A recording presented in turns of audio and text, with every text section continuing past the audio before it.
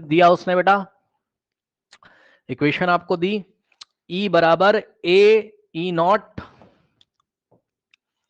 Question दिया उसने E बराबर A E naught divided by root over A minus, थोड़ा ध्यान से चेक कर लेना, ज्यादा ही दिमाग मत लगा देना। यहां पे बेटा ए दे दिया उसने, 1 नहीं दिया, इस बार ए दिया हुआ है, थोड़ा ध्यान रखिएगा। ठीक, उसने आपको बोला बेटा क्वेश्चन में ई है एनर्जी डेंसिटी, थोड़ा ध्यान देंगे स्टूडेंट्स। ई क्या है बेटा? Energy density. ठीक, उसके बाद उसने बोला ई नॉट क्या है? एनर्जी। सही है। उसके बाद उसने बोला बेटा आपसे कि ए एरिया है। ये सब क्वेश्चन में बता देगा, आप टेंशन मत लेना। और वी आपकी वेलोसिटी है। सही है। बस वही सवाल है कि ए और बी का आपको डायमेंशन यहां बताना है। हलवा क्वेश्चन है। सबसे पहले देखते तुमको याद क्या है। मैं तुमसे ये जानना चाहता हूं, चलो ये तो मुझे पक्का पता है, तुम्हें पक्का याद होगा, एनर्जी का डायमेंशन वर्क वाली कैटेगरी में आता था। क्या होता था? ये तो तुम्हें याद ही होगा, पक्का मैं भरोसा करता हूं तुम पे, ml²t-2, ये तो आता होगा। लेकिन मैं तुमसे ये जानना चाहता हूं एनर्जी डेंसिटी की डायमेंशन क्या होती, कौन से ग्रुप में आता था ये, और अगर नहीं आता है तो इसको कैसे निकाला जाता है, यानी कि एनर्जी डेंसिटी का मतलब क्या होता है, बताओ। मान लो ग्रुपिंग नहीं याद है तो एनर्जी डेंसिटी का मतलब याद है किसी को? कल बताया था मैंने आपको, बताइए।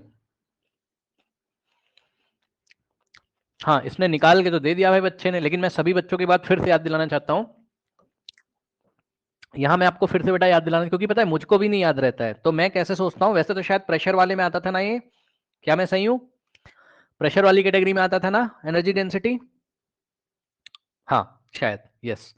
पर एनर्जी डेंसिटी का बेटा मतलब समझ लो, एनर्जी डेंसिटी होता है एनर्जी पर यूनिट वॉल्यूम, यानी कि एनर्जी डिवाइडेड बाय वॉल्यूम। याद रखना बेटा, भूल मत जाना, ऐसा निकालते हैं। एनर्जी डेंसिटी का मतलब है कि पर यूनिट वॉल्यूम में कितनी एनर्जी भरी हुई है कहीं पे।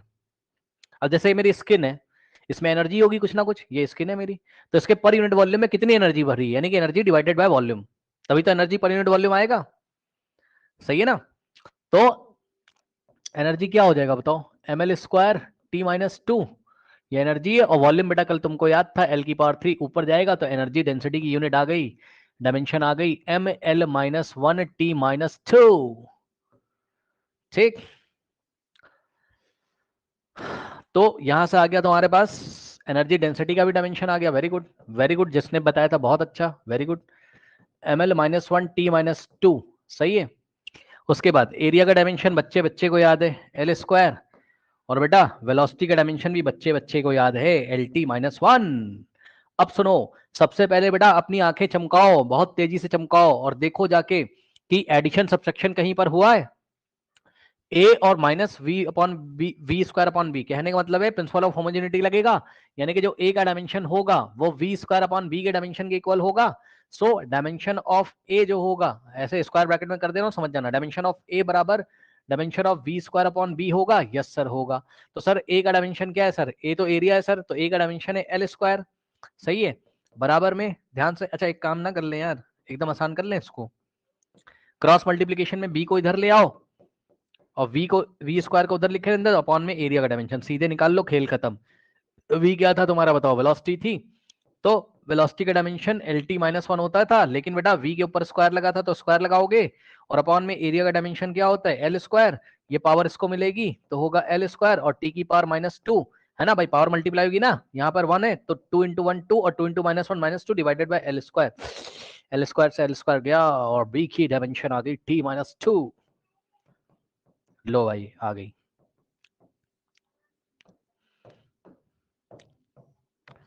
सही है। बी की डायमेंशन कितनी आ गई? T-2। समझे? तो बस यही है, और क्या है, और क्या निकालना था बेटा? ए की डायमेंशन। अब ध्यान से चेक करो, ध्यान से चेक करो भाई, देखो। अब अब हम एक काम करते हैं, थोड़ा सा चौकन्ना रहिएगा, ध्यान से चेक करिए। एक बात बताइए, एक बात बताइए, ये जो स्क्वायर रूट के अंदर लिखा है बेटा, a minus B square upon B, सही है। देखो जो ए की डायमेंशन होगी वही तो इसकी होगी, और दोनों को सब्ट्रैक्ट करके वही आएगा। अब ए क्या है? एरिया, समझ जाना, यानी कि स्क्वायर रूट के अंदर ये भी एरिया है तो इसको भी एरिया होना पड़ेगा।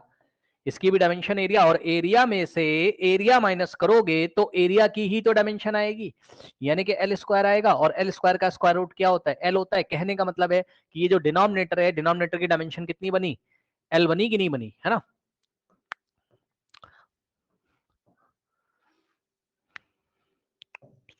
अब आ जाओ, ये एनर्जी है बराबर क्या है, ए इंटू ई नॉट, और अपॉन में अभी अभी बताया मैंने, नीचे वाले की पूरी की डायमेंशन एल हो जाएगी। अब यहाँ चिपका दो जो आंसर है, ठीक। क्या है, ई की डायमेंशन क्या थी, ई की चिपकाओ यहाँ पर, कितनी थी, M L minus one T minus two, ठीक, इज इक्वल्स टू ए, और ई नॉट की क्या है,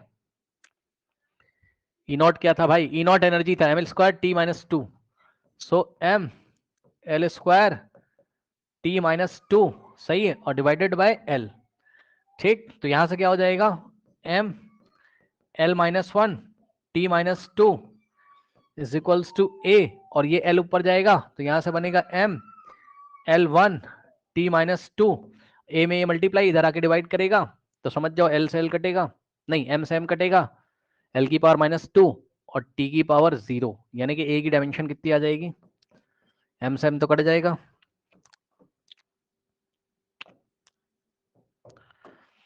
एल की पावर माइनस टू और टी जीरो हो जाएगा।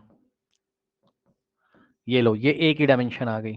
एक बार मैं अभी आंसर चेक कर लेता हूँ, ए की डायमेंशन आ रही एल माइनस टू, बिल्कुल सही है, और बी की डायमेंशन कितनी आ रही है, बी की डायमेंशन आ रही है स्टूडेंट्स टी की पावर माइनस टू, करिए